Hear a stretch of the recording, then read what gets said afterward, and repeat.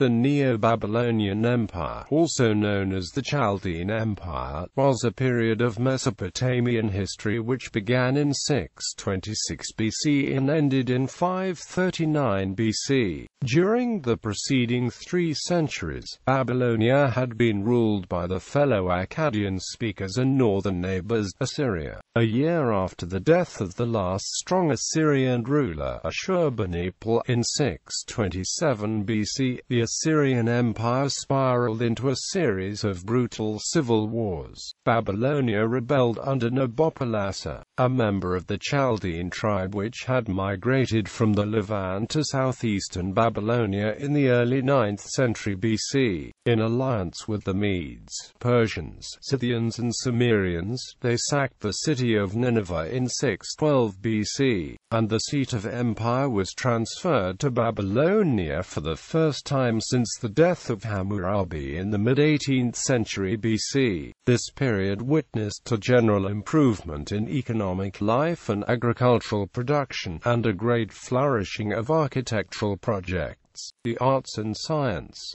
The Neo-Babylonian period ended with the reign of Nabonidus in 539 BC. To the east the Persians had been growing in strength, and eventually Cyrus the Great conquered the empire. Historical background: Babylonia was subject to and dominated by Assyria during the Neo-Assyrian period, as it had often been during the Middle Assyrian Empire. The Assyrians of Upper Mesopotamia had usually been able to pacify the southern relations through military might, installing puppet kings, or granting increased privileges. Revival of old traditions. After Babylonia regained its independence, Neo-Babylonian rulers were deeply conscious of the antiquity of the kingdom, and pursued an arch-traditionalist policy, reviving much of the ancient Sumero-Akkadian culture. Even though Aramaic had become the everyday tongue, Akkadian was retained as the language of administration and culture. Archaic expressions from 1,500 years earlier were reintroduced in Akkadian inscriptions, along with words in the long unspoken Sumerian language. Neo-Babylonian cuneiform script was also modified to make it look like the old 3rd millennium BC script of Akkad. Ancient artworks from the heyday of Babylonia's imperial glory were treated with near-religious reverence and were painstakingly preserved. For example, when a statue of Sargon the Great was found during construction work, a temple was built for it, and it was given offerings.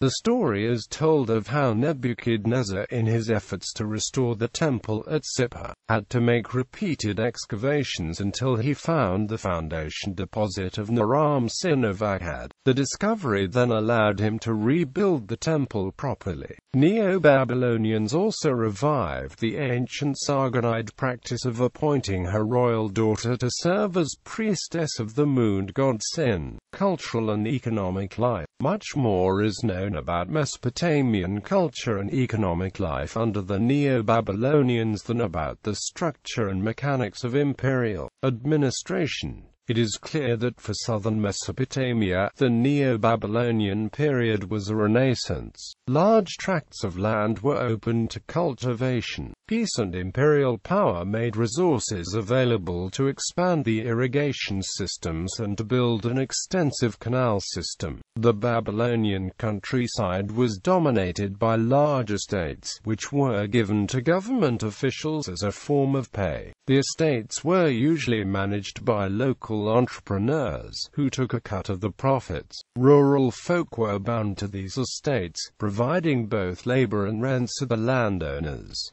Urban life flourished under the Neo-Babylonians. Cities had local autonomy and received special privileges from the kings. Centered on the temples, the cities had their own law courts, and cases were often decided in assemblies. Temples dominated urban social structure, just as they did the legal system, and a person's social status and political rights were determined by where they stood in relation to the religious hierarchy. Free laborers like craftsmen enjoyed high status, and a sort of guild system came into existence, which gave them collective bargaining power. The period witnessed a general improvement in economic life, agricultural production, and a significant increase in architectural projects, the arts, and science. Neo-Babylonian dynasty. Dynasty the 11th of Babylon, Nabopolassar 626–605 BC. Nabopolassar 605–562 BC. Amel-Marduk 562–560 BC. Neriglissar 565–56 BC.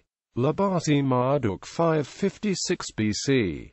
Nabonidus 556–539 BC. Nabopolassar 626 BC to 605 BC. After the death of Assurbanipal in 627 BC, the Assyrian Empire began to disintegrate, driven by internal strife. Assur-Etil-Ilani co-ruled with Assurbanipal from 630 BC, while an Assyrian governor named Kandalanu sat on the throne of Babylon on behalf of his king. Babylonia seemed secure until both Assurbanipal and Kandalanu died in 627 BC, and Assyria spiraled into a series of internal civil wars which would ultimately lead to its destruction.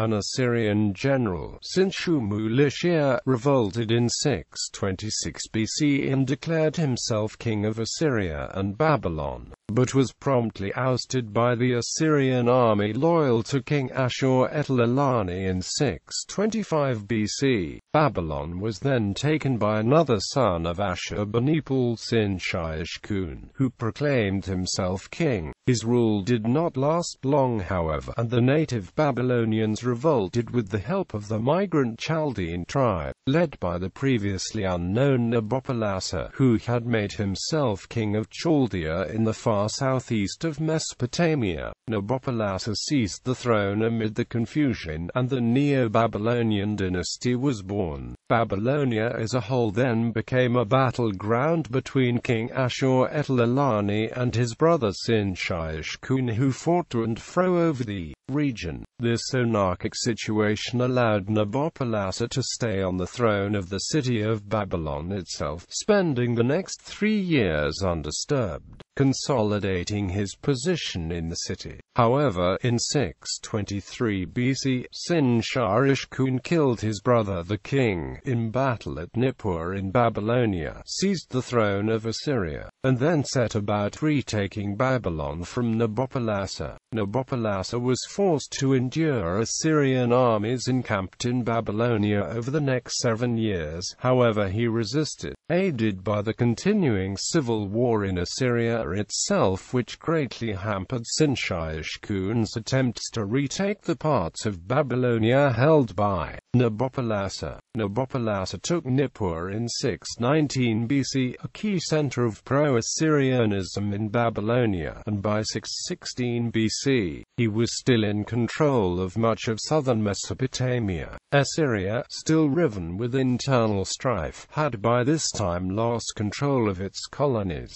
who had taken advantage of the various upheavals to free themselves. The empire had stretched from Cyprus to Persia and the Caucasus to Egypt at its height. Nabopolassar attempted a counterattack. He marched his army into Assyria proper in 616 BC and tried to besiege Ashur and Arapha, but was defeated by Sin-Shai-Ishkun and driven back into Babylonia. A stalemate seemed to have ensued, with Nabopolassar unable to make any inroads into Assyria despite its greatly weakened state, and Sin-Shai-Ishkun unable to eject Nabopolassar from Babylon due to the unremitting civil war in Assyria itself. However, the balance of power was decisively tipped when Cyaxares, ruler of the Iranic peoples, and technically a vassal of Assyria, attacked a war-weary Assyria without warning in late 615 BC, sacking Arapha and Kalu. Then in 614 BC Cyaxares, in alliance with the Scythians and Cimmerians, besieged and took Assur, with Nabopolassar remaining uninvolved in these successes. Nabopolassar II then made active alliances with other former subjects of Assyria, the Medes,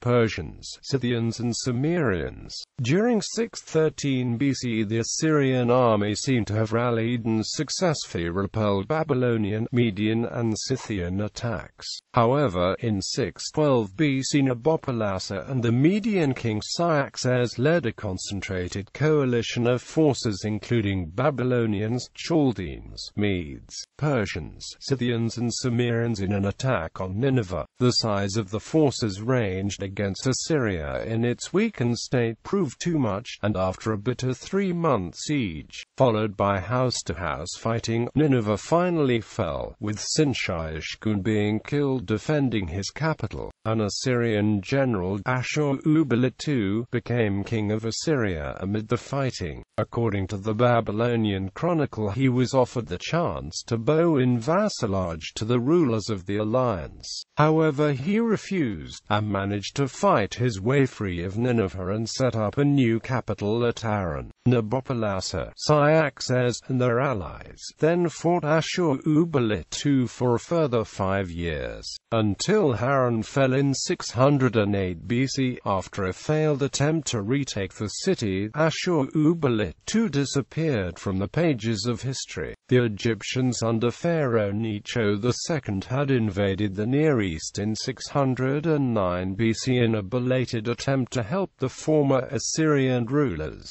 Nabopolassar spent the last years of his reign dislodging the Egyptians from Syria, Asia Minor, northern Arabia and Israel. Nebuchadnezzar proved to be a capable and energetic military leader, and the Egyptians, Assyrians and the mercenary allies were finally defeated by the Babylonians, Medes and Scythians at the Battle of Carchemish in 605 BC. The Babylonians were now left in possession of much of Assyria, with the northern reaches being held by the Medes. However, they appear to have made no attempt to occupy it, preferring to concentrate on rebuilding southern Mesopotamia. Nebuchadnezzar II 605 BC to 562 BC. Nebuchadnezzar II became king after the death of his father. Nebuchadnezzar was a patron of the cities and a spectacular builder. He rebuilt all of Babylonia's major cities on a lavish scale. His building activity at Babylon was what turned it into the immense and beautiful city of legend. His city of Babylon covered more than 3 square miles, surrounded by moats and ringed by a double circuit of walls.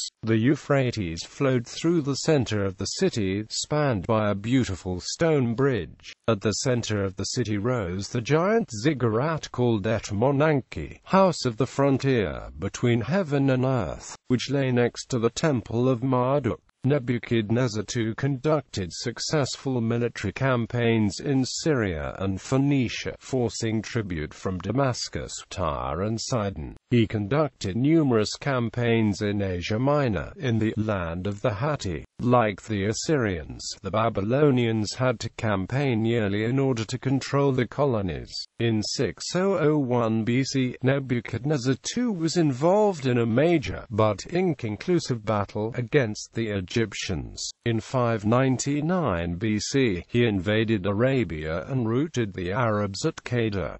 In 597 BC, he invaded Judah and captured Jerusalem and deposed its king Jehoiachin. Egyptian and Babylonian armies fought each other for control of the Near East throughout much of Nebuchadnezzar's reign, and this encouraged King Zedekiah of Judah to revolt. After an 18-month siege, Jerusalem was captured in 587 BC, and thousands of Jews were deported to Babylon, and Solomon's temple was razed to the ground. By 572, Nebuchadnezzar was in full control of Babylonia, Assyria, Phoenicia, Israel, Philistia, northern Arabia, and parts of Asia Minor. Nebuchadnezzar fought the pharaohs Psammetichus II and Apries throughout his reign, and in 568 BC, during the reign of Pharaoh Amasis, invaded Egypt itself. Amel-Marduk 562 BC to 560 BC. Amel-Marduk was the son and successor of Nebuchadnezzar II.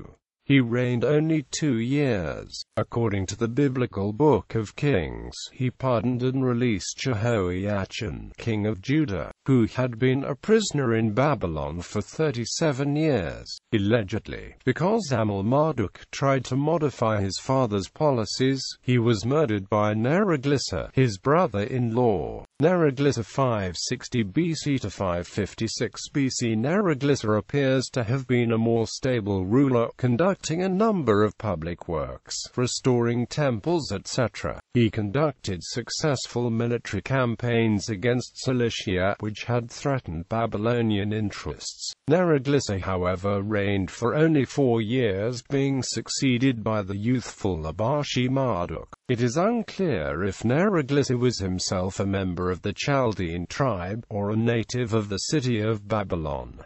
Nabashi-Marduk 556 BC. Nabashi-Marduk was a king of Babylon, and son of Neriglissar. Nabashi-Marduk succeeded his father when still only a boy after the latter's 4-year reign. He was murdered in a conspiracy only 9 months after his inauguration.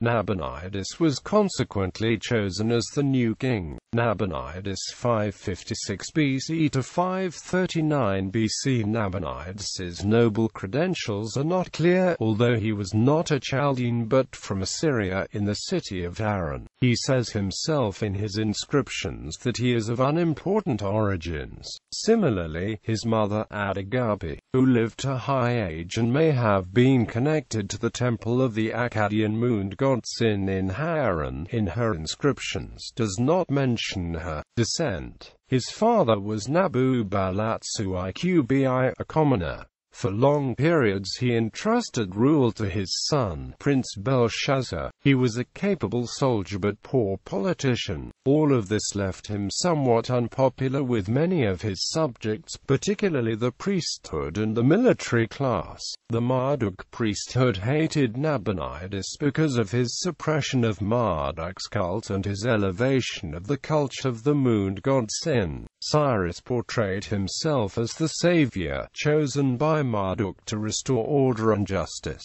To the east the Persians had been growing in strength, and Cyrus the Great was very popular in Babylon itself, in contrast to Nabonidus. A sense of Nabonidus's religiously based negative image survives in Jewish literature, in Josephus, for example, though in thinking about that image we should bear in mind that the Jews initially greeted the Persians as liberators. Cyrus sent the Jewish exiles back to Israel from the Babylonian captivity. Although the Jews never rebelled against the Persian occupation, they were restive under the period of Darius I consolidating his rule, and under Artaxerxes I of Persia, without taking up arms, or reprisals being exacted from the Persian government. Achaemenids and later rulers of Babylon, the Medes, Persians and Manians, among others, were Indo-European peoples who had entered the region now known as Iran c. 1000 BC from the steppes of southern Russia and the Caucasus Mountains. For the first 300 or 400 years after their arrival they were largely subject to the Neo-Assyrian Empire and paid tribute to Assyrian kings.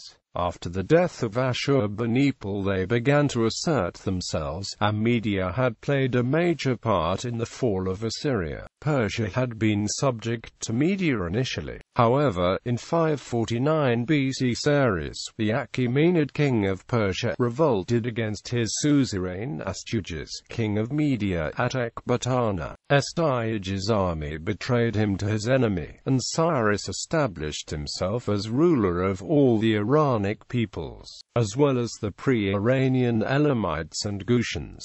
Cyrus invades in 539 BC. In 539 BC, Cyrus invaded Babylonia. Nabonidus sent his son Belshazzar to head off the huge Persian army. However, already massively outnumbered, Belshazzar was betrayed by Gobryas, governor of Assyria, who switched his forces over to the Persian side. The Babylonian forces were overwhelmed at the Battle of Opis. Nabonidus fled to Borsippa, and on the 12th of October, after Cyrus's engineers had diverted the waters of the Euphrates, the soldiers of Cyrus entered Babylon without fighting. Belshazzar in Xenophon is reported to have been killed, but his account is not held to be reliable here. Nabonidus surrendered and was deported. Gutian guards were placed at the gates of the great temple of Bel, where the services continued without interruption. Cyrus did not arrive until the 3rd of October, Gobryas having acted for him in his absence. Gobryas was now made governor of the province of Babylon. Cyrus now claimed to be the legitimate successor of the ancient Babylonian kings and the avenger of Bel-Marduk, who was assumed to be wrathful at the impiety of Nabonidus in removing the images of the local gods from their ancestral shrines to his capital Babylon. Nabonidus, in fact, had excited a strong feeling against himself by attempting to centralize the religion of Babylonia in the temple of Marduk at Babylon. And while he had thus alienated the local priesthoods, the military party despised him on account of his antiquarian tastes. He seems to have left the defense of his kingdom to others, occupying himself with the more congenial work of excavating the foundation records of the temples and determining the dates of the builders. The invasion of Babylonia by Cyrus was doubtless facilitated by the existence of a disaffected party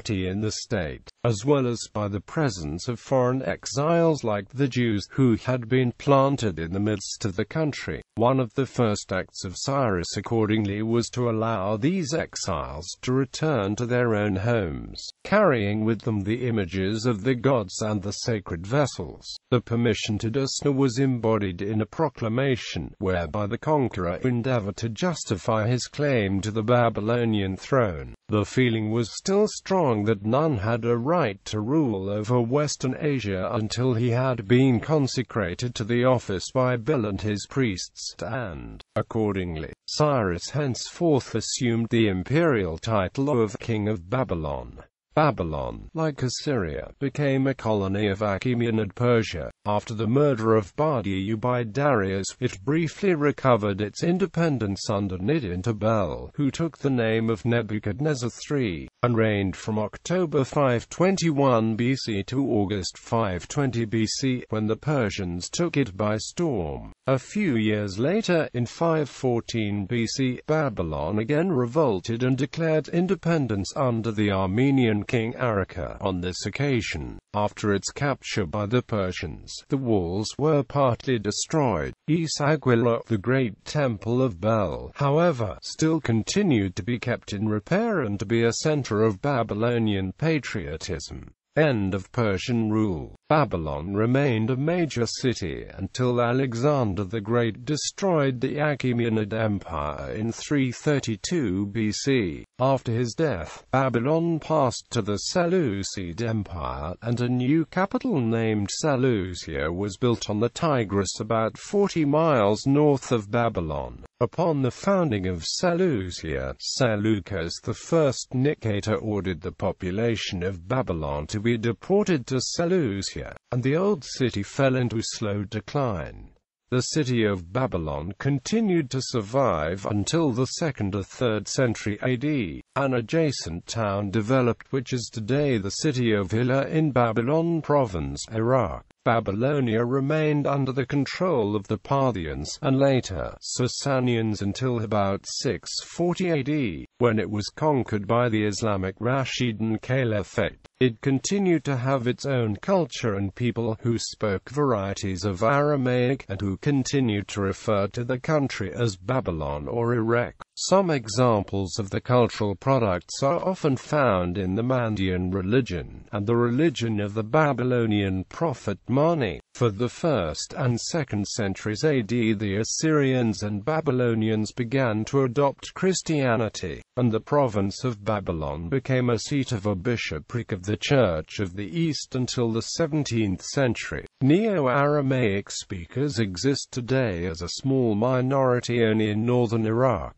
Despite being the minority, the Assyrians remained Christians and many were killed as a result. Arabic had become the main language in Babylonia by the 9th century, when the region was the capital of the Abbasid Caliphate.